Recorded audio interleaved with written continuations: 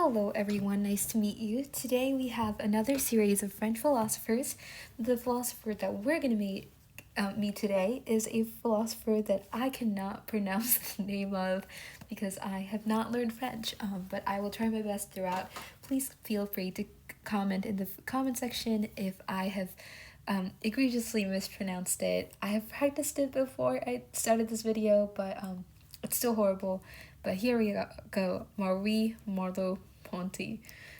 So Ponty was a French philosopher born in 1908. He passed away in 1961, and he was one of the most significant figures in existentialism, and he was known for his groundbreaking works on just really the most significant parts of philosophy, the ideas of perception, of embodiment, and the relationship between the body and the consciousness, the mental state within our body. He fundamentally challenged a dualism that separates the mind and the body, called the Cartesian mind-body dualism, and instead argued that because perception is active and it is an embodying process rather than a reception of information, it is indeed one. The mind and the body is central in a sense to how we understand and interact with the world. So he emphasized this embodiment of nature through consciousness and making our perception of reality. And yeah, unlike many philosophers who focused on logic or just abstract reasoning, like all these different philosophers that are impossible to understand, Ponty instead insisted that our bodily experience of the world is the foundation of all knowledge. Quite simply, that our sensory experience makes up our knowledge. And so his philosophy centers on the idea that the body is not simply an object in the world through which we look, but it is the way we perceive and engage with reality. It's how through movement, space, sensory experience, we shape our understanding of the world, influencing who we are, from psychology to cognitive sciences and political thought. And so Merleau-Ponty's work, particularly Phenomenology of Perception, written in 1945, and The Visible and the Invisible, written in 1964, still remain foundational for contemporary discussions on embodied cognition, aesthetics, and the philosophy of mind. And his ideas are essential for understanding how perception it continues to structure human experiences, and it continues to work in both scientific reductionism, philosophical idealism, all these heavy words, right? And shows us how thoughts and movements and our bodily sensations are inseparable from all these complex scientific and philosophical understandings. Yeah, so he is another figure coming from the 20th century in the intellectual transformation that was occurring there. There was a rise of existentialism in post-war France, where thinkers like Simone de Beauvoir, they explored freedom, responsibility, and subjectivity. And there was also phenomenology, which emphasized the direct experience and structures of consciousness. And he was impacted a lot by these two different ideas, existentialism and phenomenology. And there was also a significant advance in psychology and neurosciences, and there was a exploration in the roles of perception and cognition in the human experience. So how we understand the world, it was becoming central to human experience. And in the very turmoily situation of World War II, his influences on human interaction, on history, and on collective experience as humanity also was shaped during his time. And so while some contemporary writers argued that human freedom comes from radical choices, Merleau-Ponty proposed that freedom is deeply rooted in our bodily experiences and the structures of perception. And so he rejected the idea that we're just isolated, kind of thinking subjects up in our head, and instead said that we're immersed in the world inevitably, that we engage through movement, sensation, and perception to interact with the world. And one of his most influential works, called Phenomenology of Perception, challenges this traditional Western philosophy of separation of mind and body. And I just want to give you kind of a clearer image. Contemporary writers, and even especially writers back in the old days, really focused on the mind. And they were like, oh, there's the body, it's just there, it's just an object that holds your mind. And your mind really does all the thinking. It reasons, it has logic in the world, it tries to fix together, and in your body, they're kind of there, but it's like that they're not that important. They're a separate being, they do separate jobs. And then Merleau-Ponty, he came around and he says, no, perception isn't passive.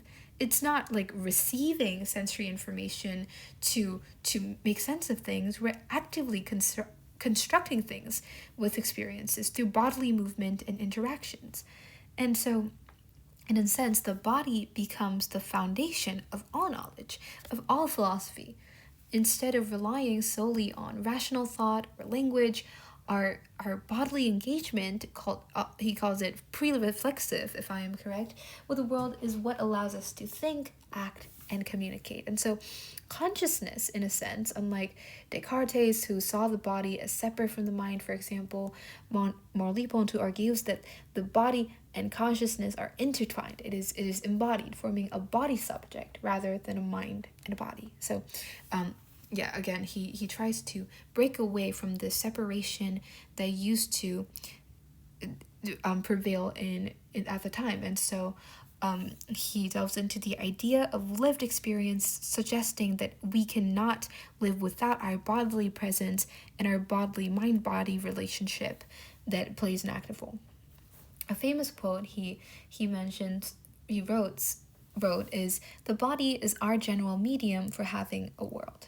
How beautiful, right? This statement just captures his view that our bodily experiences is not secondary to thought, but that it is very means. It is not passive. It is the foundation upon which we build our understanding of reality, and it is how we understand the world. And so again, get away Cartesian split between mind and body. Here we have a more holistic view of human experiences, not the body as a mere vessel. We want it as a integral part of how we experience and interact with the world.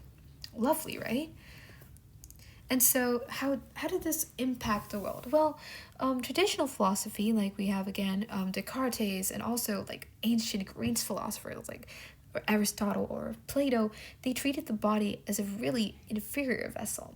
They were like, like we have the mind up here and then we have the body down here. And the body, yeah, it looks and it sees, but it's the mind doing all the reasoning. Well, Merleau-Ponty was like, no. Thinking is not dejected. It's detached from bodily experience. It's not like we observe the world and then think separately. We actively move through it and shape it, and then we learn from it immediately, right? So vision and touch and all these sensory ways in which we interact are not separate from thought. It's how we're influenced, and it is part of our position, our experiences, our movement in space that makes who we are, that allows us to learn. And so reality is never experienced in an objective form. It's shaped through us as individuals. It's shaped by how we move, how we interact. And so it also has connotations about different backgrounds. If you are moving, how are you moving? How are you seeing? How are you interacting? Your background, your sensory background, your cultural background, your historical background, because he lived in World War II, right? All these have an influence on the kind of life that you're living. And so he again critiques Cartesian dualism. We don't want that. We want a better understanding of how the body and the mind play together into a more integrated study of consciousness, perception, and cognition, impacting later on cognitive science, psychology, all these different areas of study. Okay, second book, The Visible and the Invisible, written in 1964. Here, Merleau-Ponty deepens his exploration of perception, of who we are, of reality, how we interact in it, and he introduces the concept of the flesh. And so here, the flesh. And this flesh is the idea that we and the world are made of the same fundamental, pre-reflexive, he uses again, material, so that perception is kind of a reciprocal object or relationship between subject and object. And so there is a profound unity between a perceiving object, the mind, and the human being, and the perceived world. So in a sense, you watching something and the computer that's being watched, there is a reciprocal unity between you two that works a more kind of metaphysical turn of thought. It's very complicated, right? Yeah, and we never experience it objectively. It's not us unilaterally looking down on it, but rather our perception are shaped through how we move, how we interact with this computer, and so this unity again. And so reality is not something that we can actively grasp. It's something that we participate through in our senses, in our action, and again, this flesh, a kind of medium that binds this perceiving world subject to the world. And so there's this idea that perception and reality are not separate things but intimately connected to one another. And a key quote here is, each sense is a turning towards the world. Oh, how beautiful. This suggests very clearly that how we engage with reality, it's really participatory. So we're participating. It's not static. We're not just staying here. We're not just trying to be all intellectual and smart. We're using all of our senses, all of our bodily experiences to connect fully with this world. Using our flesh, using our body to understand and fully have a consciousness with the world around us. And this challenges the idea, the Cartesian idea, the isolated idea, and gives us a more interpersonal relationship around the world with us, right? And so Merleau-Ponty also explores how language is deeply connected to perception as well. And so language, instead of merely representing thought, can also be a way by which a very expressive act by which we shape our understanding of the world, and it is rooted in bodily gestures and shaped experience, and it cannot be fully separated from perception. And this insight has had lasting impact on all these literary theorists, linguistics, and different political thinkers like Jacques Derrida and Roland Barthes, who further explored this relationship of language, meaning, and perception. And so some contemporary ideas who has had lasting impact. So Jean-Luc Nancy has had significant experience in his ideas of embodiment and community. They try to use his emphasis on nature of human existence in order to bring that into other forms in communities. We also have Hubert Dreyfus, who applied Merleau-Ponty's kind of critique of rationalism into cognitive ideas and AIs. This is very complicated, but in a sense, he used he used a critique of Cartesian rationalism in order to develop human intelligence in a way to emphasize human intelligence cannot be replicated by AIs, and it is a way by which contemporary AIs are talked about as well. Artificial intelligence and cognitive sciences. Can human intellect really be copied down? And so he has lasting legacies in all these different fields of feminism and gender studies because of how gender identity is shaped by bodily experiences and cultural norms. We also have his writing on vision, perception, and expression in film and art theory, for example. We also have various individualistic ideas of freedom that is significant in political philosophy. And so all these different legacies that Merleau-Ponty has. Yeah, and so Merleau-Ponty, he just redefined the role of the body in philosophy, I think, showing that perception, movement, and thought are deeply interconnected. And his ideas remain crucial for contemporary discussions on different ideas, on different fields of thought, on consciousness, technology, psychology, and the philosophy of mind. And at a time when we have so much debate about AIs, about neuroscience, it's about consciousness, about who we are, I think it's just a really good insight to see that that our consciousness is not merely intellectual, that it is a lived experience, an embodied experience with the flesh, and it challenges us not just to know, but to experience the world, and making him one of the most influential philosophers of the modern era and one of my favorite philosophers. Thank you so much, guys, for joining me in this video.